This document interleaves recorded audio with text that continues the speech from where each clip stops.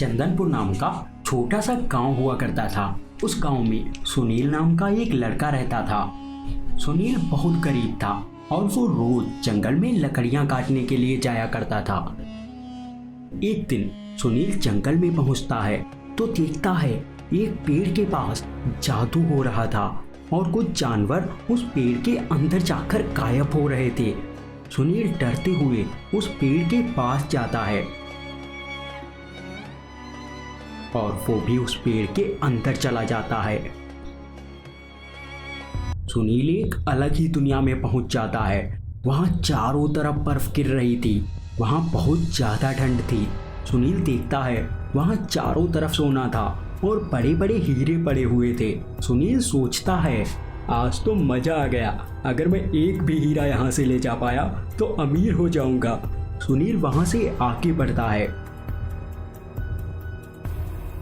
और देखता है वहां एक बड़ा राक्षस और चुड़ैल आपस में बातें कर रहे थे। सुनील छिपकर उनकी बातें सुनने लगता है।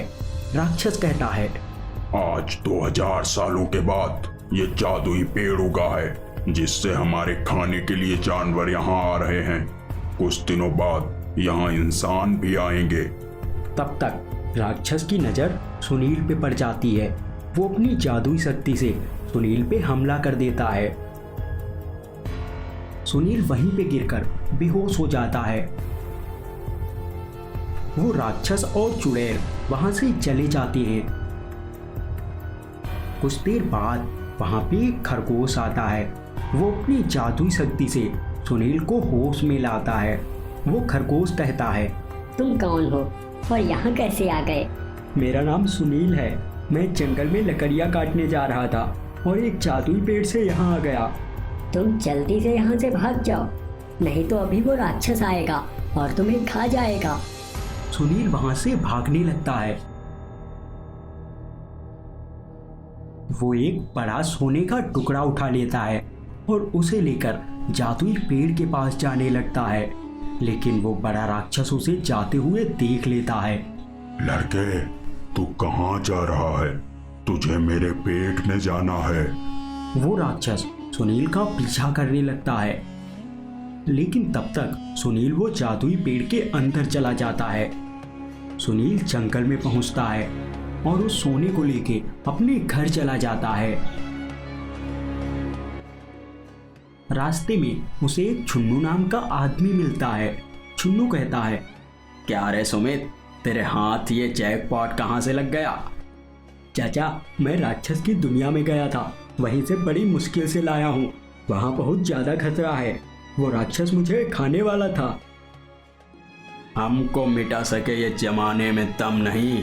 हम उस राक्षस के बाप हैं, उसके सन नहीं। छुन्नू सुनील की बातें नहीं मानता और उस जादुई पेड़ की तरफ चल देता है। छुन्नू भी जादुई पेड़ के अंदर चला जाता है। राक्षस की दुनिया में पहुंचकर छुन्नू चारों तरफ सोना देखता है तो वो बहुत ज्यादा खुश हो जाता है।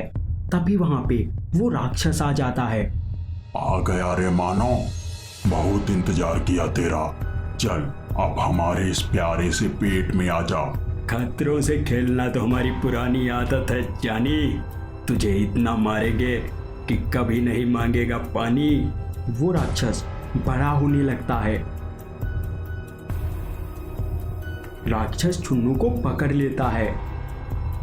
छुन्नू कहता है, भैया मेरे मुंह से निकल गई, क्या बताऊं भाई, मेरे धोखे से निकल गई आज। वो राक्षस छुन्नू को खा जाता है।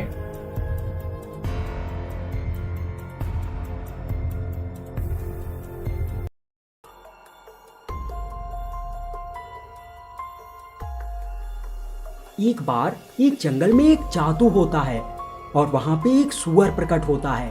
वो एक जादुई सुअर लग रहा था। वो जंगल में आगे चला जाता है। उसी जंगल के पास एक छोटा सा गांव था, रामपुर। उस गांव में एक कल्लू नाम का लड़का रहता था। उसके माता पिता नहीं थे, वो बेचारा अनाथ था। वो जंगल से लकड़ियां लाता और उन्हें गांव में बेच देता। आज भी कल्लू जंगल में लकड़ियां लेने के लिए जा रहा है। वो जंगल में पहुंचता है तो देखता है एक सुअर को जंगली कुत्ते घेर कर खड़े हुए थे और वो उसे काटने वाले थे। कल्लू तुरंत अपना डंडा फेंककर उन सबको वहां से भगा देता है और उस सुअर को बचा लेता है।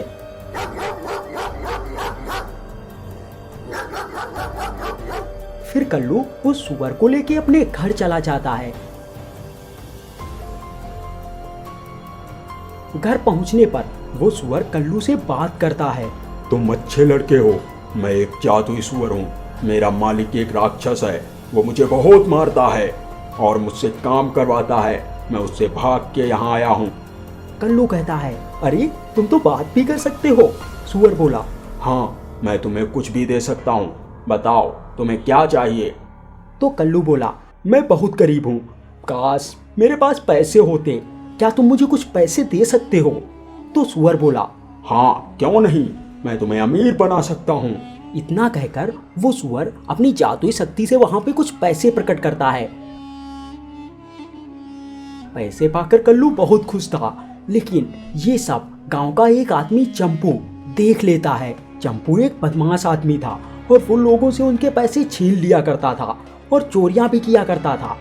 चंपू सोचता है, ये सुअर तो मेरे पास होना चाहिए। इस चंपू महाराज के होते हुए ये लड़का कैसे अमीर बन सकता है। अब तो मैं इस सुअर को पाके पूरे गांव पे राज करूंगा। चंपू आगे बढ़ता है और कल्लू के पास चला जाता है। चंपू कल्लू से कहता है, एक कलुए, ये सुअर मुझे दे दे, नहीं तो मैं तेरी बहुत पिटाई करूंगा। तो कल्लू बोला, क्या अंकल, ये मेरा दोस्त है, आप इसे नहीं ले जा सकते। अबे चुप कर, नहीं तो तुझे मार मार के इसी की तरह सुअर बना दूंगा। चंपू उस सुअर को लेके चला जाता है और कल्लू बेचारा कुछ नहीं कर पाता। वो दुखी हो जाता है। तभी सुअर के अंदर से एक मणि निकलती है। मणि तेज चमक रही थी। कल्लू आगे बढ़ता है और उस मणि को उठा लेता है। वहां पे एक जादू होने लगता है और एक बड़ा सा राक्षस प्रकट होता है। वो राक्षस कहता है, मानव बालक, मेरा सुअर कहाँ है। तो कल्लू बोला, वो सुअर एक आदमी लेकर गया है। राक्षस वहां से चंपू के पीछे जाने लगता है। चंपू सुअर को अपने घर पे लेके जाता है और कहता है, ए सुअर के बच्चे, चल नोट छापना शुरू कर। तभी वहां पे वो बड़ा राक्षस आ जाता है। राक्षस सुअर और चंपू को लेकर वहां से उड़ता हुआ चला जाता है। राक्षस उन्हें अपनी दुनिया में लेकर पहुंचता है। वो दुनिया बहुत ही ज्यादा डरावनी थी। चंपू कहता है, राक्षस दादा, मुझे जाने दो, मुझे छोड़ दो। तभी राक्षस एक शक्ति छोड़ता है और उस शक्ति के लगते ही चंपू भी सुअर बन जाता है और उस दूसरे सुअर को राक्षस इंसान बना देता है। राक्षस कहता है, अब तुम जाओ और जाकर अपने गांव में रहो, आज से तुम्हारी जगह पे ये काम करेगा। वो आदमी वहां से चला जाता है और चंपू अब हमेशा के लिए सुअर बनके राक्षस का काम करने लगता है। तो आपको ये कहानी कैसी लगी हमें कमेंट करके बताइए। अगर आप हमारी और कहानियां देखना चाहते हैं तो चैनल को सब्सक्राइब कर लीजिए, पास वाले बेल आइकन में ऑल सेलेक्ट कर दीजिए। Thank you.